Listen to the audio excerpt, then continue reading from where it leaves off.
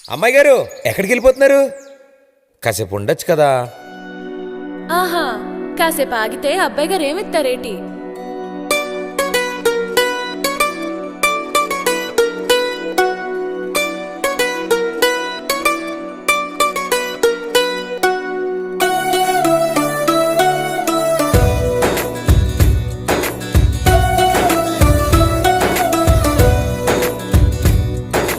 నీలి నీలి ఆకాశం ఇద్దామనుకున్నా, మబ్బులు నిన్నే కమ్మేస్తాయని మానేస్తూ ఉన్నా.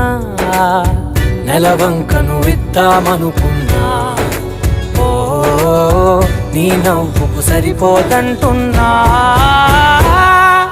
నువ్వే నడిచేటి